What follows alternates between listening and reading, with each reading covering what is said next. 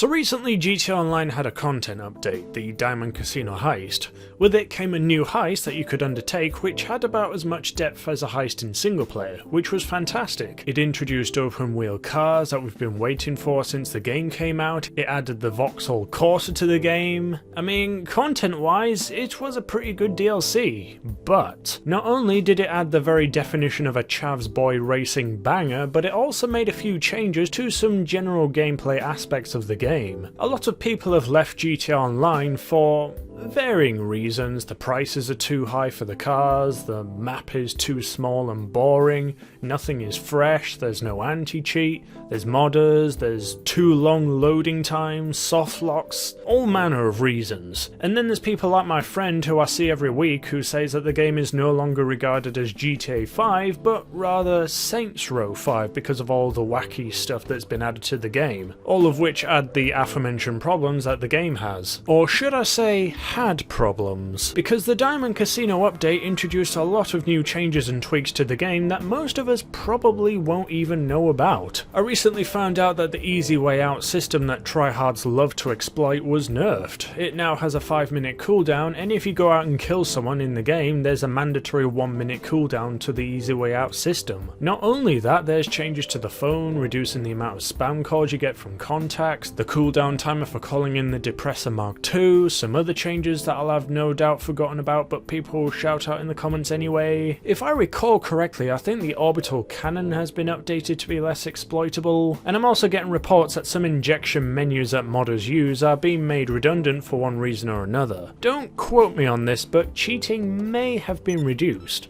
I'm not sure, I'm not really one to look at the changelog of games as they update, I just go on word from the community, so if you could tell me what the situation is on the orbital cannons in the comments, I'd be very grateful. There's definitely been a lot of changes aimed at improving the gameplay experience of GTA Online. But has it improved to the point where people who stopped playing, say, 3 years ago would give GTA Online another crack? Well, here's my thoughts on the game as of late. I've been playing GTA 5 on online strictly PC only. I'm a PC gamer of course, and I've only ever really played GTA 5 on PC.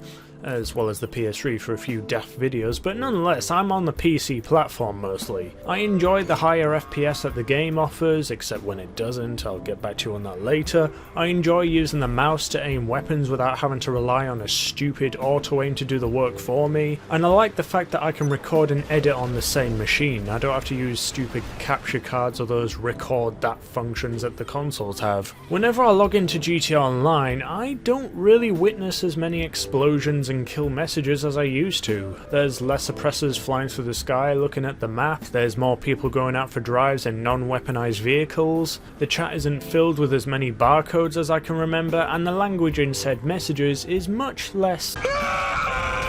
And the players that let themselves be known are usually the ones who very quickly get themselves teamed up on by rich players who have all the hardware to be able to spam kill them until they go passive. Me and my friends were doing that to some troubled kid who for some reason had the weird obsession of stating that "you mon death," the makings of a fine political figure. Yeah, we just grabbed an Acula and asserted our dominance until he went into passive. So overall, at least from my perspective, consistently I found myself going into normal lobbies. It's relatively safe to go out in non-weaponized vehicles, go out for a casual drive, and not get blown up. Though, as always, it's still worth checking the map every so often for anything that might kill you, as well as checking for anyone going off radar, which in itself is less common I've found. At the same time though, I do find that the lobbies that I do go into aren't even half full at times. They're usually very quiet. It could be just me getting very unlucky or whatever, but a lot of lobbies that I find myself in are half to quarter full, which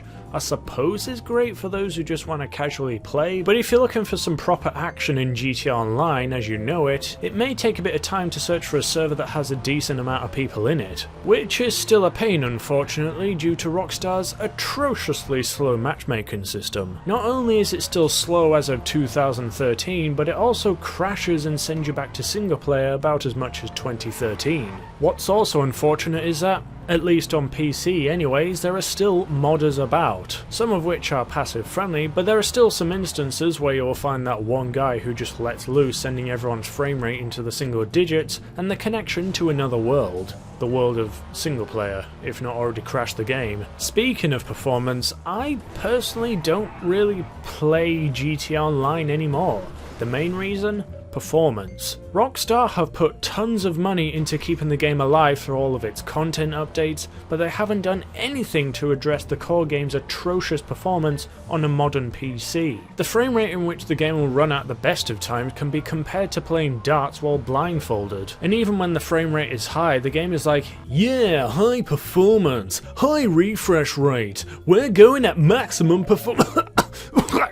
Jesus Christ.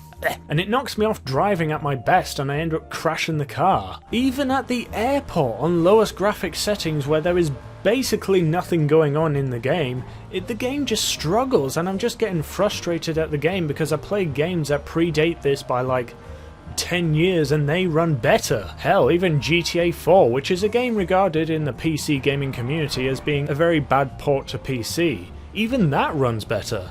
In fact, I'd say it runs pretty darn good on my system.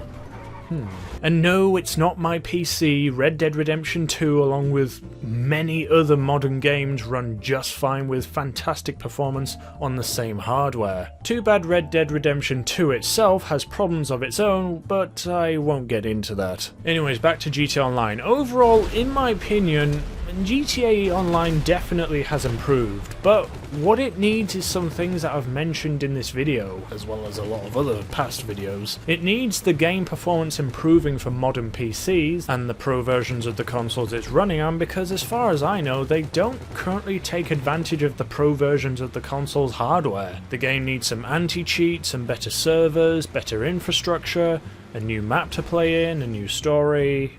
Yeah, I'm basically referring to GTA 6. What do you guys think? Have you guys noticed anything different now compared to a few months back before all these quality of life changes? Let me know in the comments, and hey, if you enjoyed this video, make sure to leave a like and subscribe, and ding the dong for more videos coming to you very soon. See you around, folks.